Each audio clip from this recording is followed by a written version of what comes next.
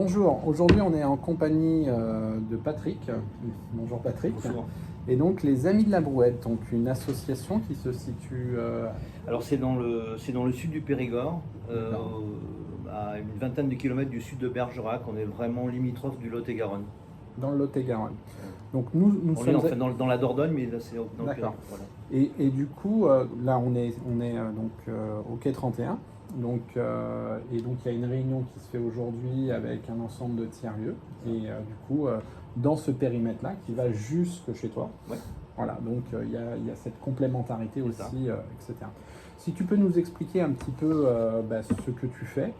Et dans la question, il y a, je dirais, une double question, c'est celle aussi de ce pourquoi vous avez initié ça. Le vous Ouais. peut-être renvoie aussi un collectif. Hein, Oui, c'est un dans ce collectif sens-là. de toute façon. Alors moi, mon métier, c'est auteur, scénariste de bande dessinée, romancier, puis j'ai été réalisateur à un moment donné pour la télé aussi, ça j'ai mis un petit peu entre parenthèses. Donc une activité professionnelle vraiment ancrée à Paris. Et je suis originaire de ce petit village du sud du Périgord, avec lequel j'ai gardé une attache très profonde et très longue. C'est-à-dire que du village dans lequel moi j'évoluais, j'allais dans cette école, il y avait encore un ou deux petits commerces. Tout ça a disparu dans les années 80. Avec l'exode rural, ça a été vraiment...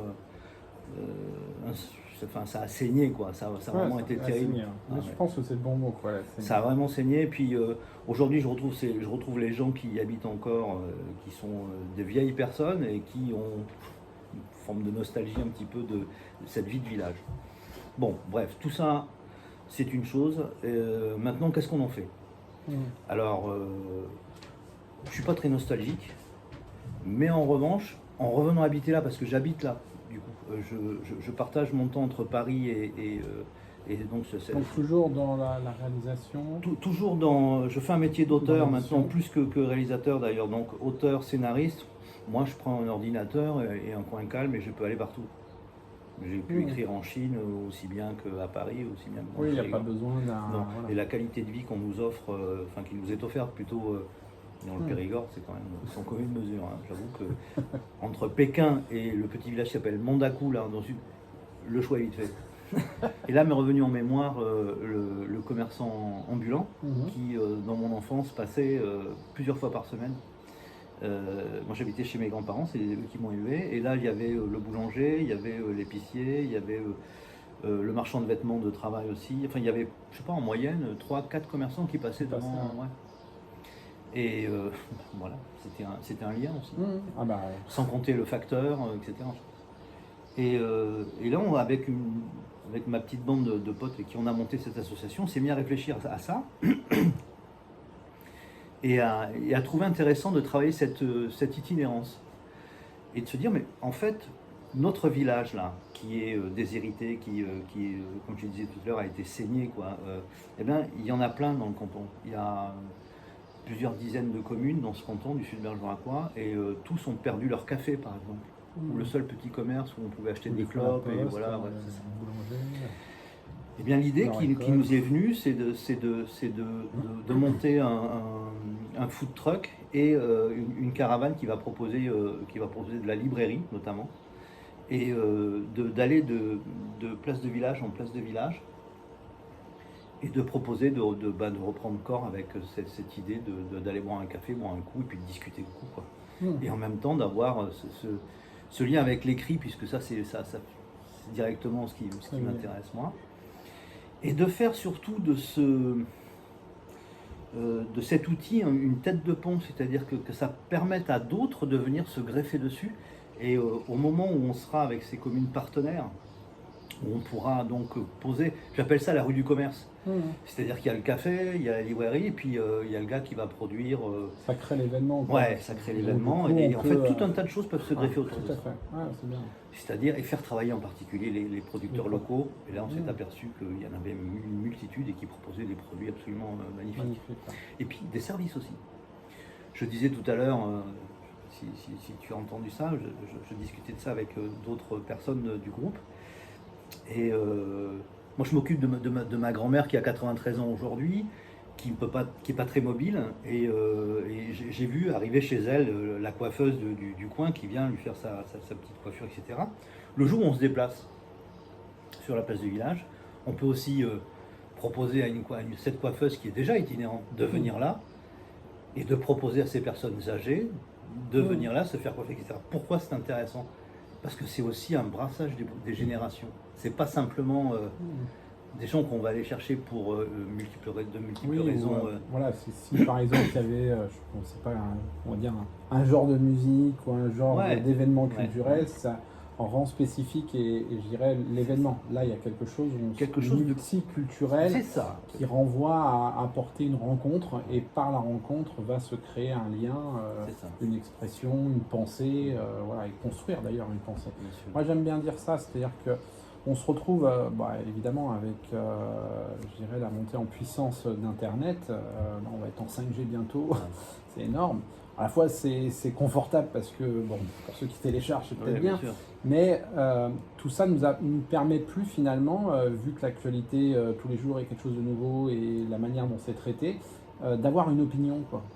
Et en fait l'opinion ce n'est pas que les médias, quoi, c'est aussi l'échange que l'on peut avoir les uns avec les autres. Parce qu'on démarre avec une pensée et ces pensées-là deviennent une opinion que lorsque effectivement j'ai pu la confronter dans l'échange avec les uns et les autres, et que ce soit des personnes âgées, parce que surtout dans ces villages, on rencontre des personnes qui ont leur propre histoire et pourraient dire, nous à cette époque, mais c'est pas le côté... c'est pas passéiste. Non, voilà, nous on a fait des choses comme ça, vous reprenez la main sur telle et telle chose, comment moi je peux amener mon expérience aussi et me faire une idée après un peu mieux et ne pas tout reconstruire, quoi. Voilà, construisons avec un socle quand même qui est costaud, et encore plus dans les campagnes aujourd'hui. Nous, le monde rural, que tu connais bien, parce que tu passes sur Paris puis dans les grandes villes, ça devient de plus en plus fou, quoi. Les gens se marchent les uns sur les autres, on ne vit plus ensemble. Mais bon. Et ce qui est important aussi, c'est que dans cette itinérance, on trouve des partenariats avec les communes de manière à ce que lorsqu'à la mauvaise saison, entre guillemets, c'est pas la mauvaise saison, parce que là les paysans vont tomber dessus, c'est la saison hors festival, c'est-à-dire le reste de l'année, et bien que l'on puisse être hébergé. Par exemple, on arrive sur une place de village, il y a une salle de fête qui s'ouvre, et puis là, bon, s'il pleut, s'il fait froid, etc., on continue la fête, ou les rencontres. Et là, je reviens à mon autre casquette, c'est-à-dire qu'il y a l'idée de monter des ateliers d'écriture. Alors moi, je cherche à développer les ateliers d'écriture, non pas envers des gens qui sont sensibles en premier lieu à l'écriture, aux mots, etc., mais j'ai envie de faire travailler à l'écrit des gens qui n'ont pas de contact à l'écrit, qui n'ont pas forcément sensible au livre, et notamment dans le monde paysan, dans le monde ouvrier, etc. C'est une expérience qui a déclenché ça. Je ne sais pas si j'ai le temps de pouvoir le dire. J'ai fait un atelier d'écriture dans un lycée agricole qui forme des jeunes vignerons. C'est pas forcément là qu'on va trouver des adeptes de Proust ou de Flaubert, plus gros titre. Et en bossant avec eux, mais en un après-midi, on a trouvé un récit, on a trouvé un fil, et ils ont pondu 7 textes absolument magnifiques qui ont été lus ensuite en public lors d'une grande réunion autour du vin à Bergerac, etc. Et là, ça a déclenché quelque chose chez moi. Je me suis dit, là, il y a quelque chose à faire. Parce que c'est donner la parole à des gens qui ne la prennent pas forcément et qui ont des tas de choses à dire, et qui ensuite, là, c'était des jeunes gens qui pouvaient se projeter par l'écriture sur les choix qu'ils avaient faits, pourquoi ils embrassaient ce métier de vigneron et quelles étaient leurs aspirations, leurs souhaits, leurs rêves. Et là, on accède à quelque chose d'important, le rêve. C'est-à-dire qu'on arrive à construire des destins par la fantaisie aussi, par les choses qu'on va sentir, qu'on va essayer de maîtriser aussi, par le verbe et par le mot. Voilà, moi j'ai envie de travailler là-dessus, avec les jeunes générations, avec toutes les générations confondues. Pour boucler un petit peu la boucle, il y a dans mon village un monsieur qui a été maire de ce village, qui a un peu plus de 90 ans aujourd'hui, et qui me touche beaucoup. Il a été maçon toute sa vie. En revanche, quand il a eu 14 ans, ou 13 ou 14 ans, il a passé son certificat d'études avec la mention, c'est-à-dire qu'il était premier du canton. Et l'instit, là on parle d'avant-guerre, avant la Deuxième Guerre mondiale, donc bien sûr à 90 ans et plus. Quand l'instit qui lui avait trouvé la possibilité d'avoir des bourses parce qu'il était très pauvre, quand l'instit est venu voir son père pour lui dire mais là il peut peut-être aller au collège et puis devenir autre chose, Son père a balancé la phrase qui tue, qui saigne, et il avait les larmes aux yeux quand il l'a prononcée. Des années après, il est bien assez intelligent pour suivre le sillon. C'est-à-dire que le jour où il passait son certificat d'études et qu'il était reçu, le lendemain, il était au cul des bœufs pour labourer. Et ce monsieur qui a fait maçon ensuite, c'est ce qu'il fait pour occuper son temps de retraité. Il écrit des romans. Je les ai lus, je suis éditeur, donc j'ai un petit peu la capacité de pouvoir jauger un peu. Ça tient. Il y a des choses à revoir, évidemment, mais ça tient, c'est sensible, c'est beau, etc. Voilà. Moi, si je peux travailler avec des gens comme ça, alors lui, il est déjà loin hein, dans le processus d'appréhension de l'écriture, etc. Mais voilà. Donc, il y a des trésors partout, il y a des gens qui sont des trésors partout.